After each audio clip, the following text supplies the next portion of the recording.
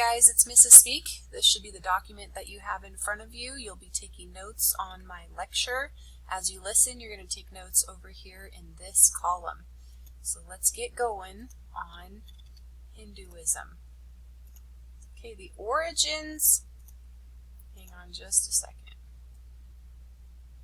The origins of Hinduism. It's the world's oldest religion.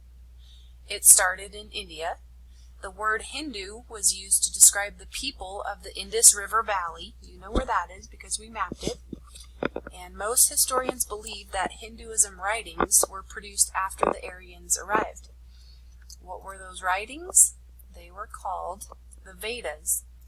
Now the Vedas are the early Hindu sacred writings. They were written in Sanskrit. Remember, the Aryans came from up north. They brought with them Hinduism. They brought with them Sanskrit. And they brought with them the Vedas. So we get Hinduism from the Vedas. The next one is the caste system, and you should know this one fairly well because we worked on that last week. The caste system, I'm not going to go too much into it, but it is from the Vedas. The Vedas taught that an organized society was broken up into social classes called castes. We said that at the top were the Brahmins, then the Kshatriyas, then the Vishyas, then the Sudras, and then not even in the caste at the very bottom, the lowliest of the low, were the untouchables.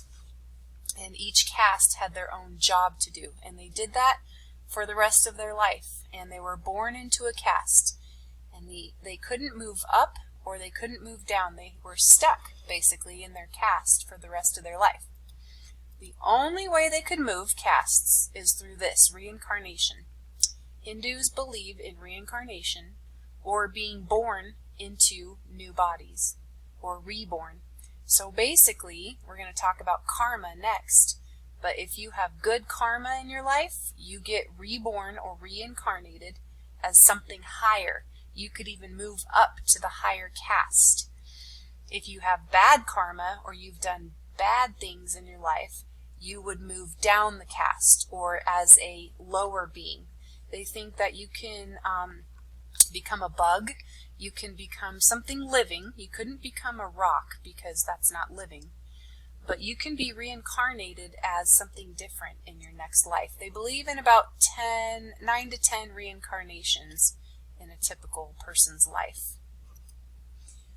Hinduism and karma. Remember, karma is the good or evil that a person does in their life. If they have good karma, they'll be reincarnated as something better or a higher caste.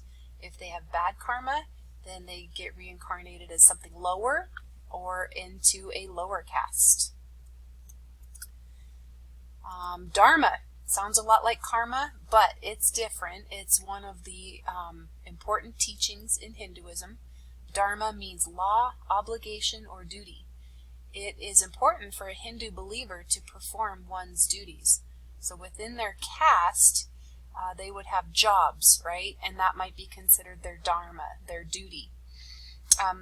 Also, another one of their duties is to make sure that everything is treated as sacred. All life is sacred. So this god right here is kind of kissing the cow because they think cows are sacred. All living things, including cows, are sacred. So they try not to eat meat, although some Hindus do now. They definitely don't eat beef because they feel like cows are sacred. So as long as you're doing your dharma, you are getting good karma and you will be reincarnated as something better.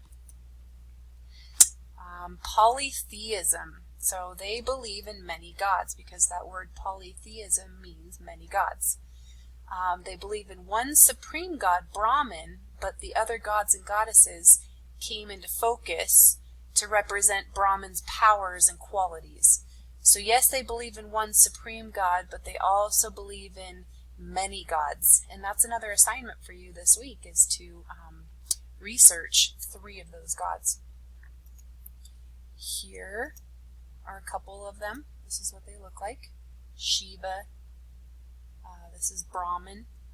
Here's Shiva again, and Vishnu. And this one, this blue one, is Krishna. Okay, last slide. Hinduism and samsara. So Hindus are to be reincarnated until their soul is united with Brahman, and that is called moksha. Remember, Brahman, this guy right here, was their supreme god, although they have many gods as well, to help them to become one, to become united with Brahman. And once they do that, they have arrived at moksha, and they are no longer to be reincarnated, and they're done.